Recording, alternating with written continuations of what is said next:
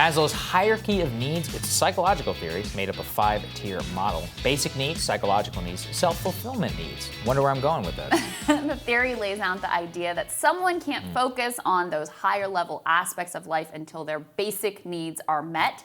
Doctoral candidate at the University of Georgia, aka the funky academic, Irami Osei-Frimpong, has thoughts on this ideology and how it has translated into our politics. Irami, great to see you. Hit us. Thank you. Thank you. First of all, I want to thank you guys for coming on to my show. I know it takes a lot of time out of your day to come and do this work for me. And I think this should be an interesting discussion and for the audience at home, right? Yes. So, yeah. So we have a hierarchy of needs, but that actually translates to a hierarchy of rights that puts self-determination at the bottom. And so, and I didn't actually think about this until, I was teaching with the students, and we talk about freedom and how people risk for freedom. And every time someone would say, well, Maslow, we can't expect people to do this. We can't expect people to risk their jobs. We can't expect people to risk their lives. We can't expect people to risk their shelter. Although, even with the Declaration of Independence, it ends with them pledging their lives, honor, and wealth.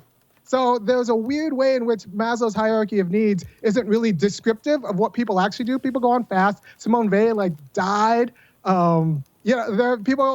People risk for justice, and justice only comes about through risk. And I do a lot of work on the division of risk in society and how we kind of consolidate risks in some community and kind of shunt it to other communities, and then other people get a risk holiday. So this idea that you don't have to risk for labor or racial justice, or you shouldn't have to risk for labor or racial justice if it somehow jeopardizes some of your more physiological needs, is not descriptive, and it's not prescriptive either, because we've progressed as a society through people risking. So talk to us, right? 1 second, Irami. Talk to us, contextualize this for folks at home. So why, what inspired this conversation about what people are going to be willing to give up? Why is it important in the context of the pandemic, of a lot of the things that we're talking about, stimulus checks, more? Just go ahead from that framework. All right, so even with the pandemic discussion, there's this notion that obviously we should be fighting for healthcare, and healthcare is the most important thing. But I'm saying we need to be fighting for democratization of power, and if you democratize power, healthcare will come. We need to fight, and if you fight for healthcare, just healthcare, if you fight for climate change or climate justice and just climate justice, what you'll get is healthcare under a tyranny, and then have a great excuse on why you shouldn't have to fight tyranny because it might jeopardize your healthcare.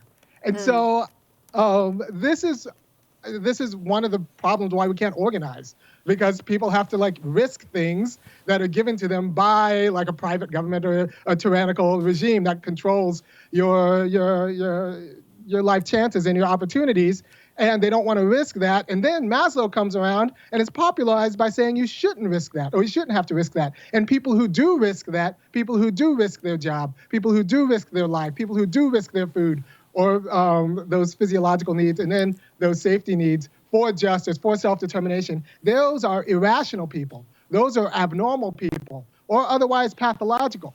So we found a way to pathologize the fight for justice while giving a holiday to that class of people who would have to risk something in order to secure racial or labor justice. So the result is that the only people who could justify themselves as rational while risking for justice are people at the top who, if they lose, they don't lose anything physiological or social. Or people at the bottom whose immediate physiological needs are tied to the revolution. That whole class in the middle, including the people who teach Maslow's theory, and your therapists and your nurses, it turns out they learn this in business schools, nursing schools, therapy schools, it's all over the place. And it's just normalized as obviously this is the case.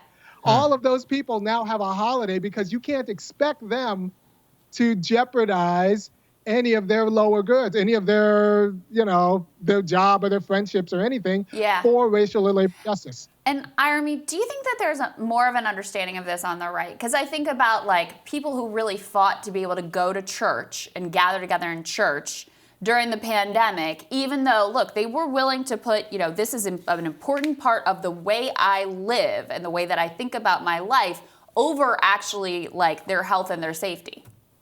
Yes. Yeah, I think this is something, and this is why Democrats look naive or I don't know, obtuse when they don't understand or call irrational 70-year-olds who say like, no, I want to go to church. Like, you might not agree with them, but that is a perfectly rational, this is a meaningful part of my life. I should be able to go to church. And if you're saying that that person can't choose to go to church and they're saying that you're a problem for their freedom, they might be right.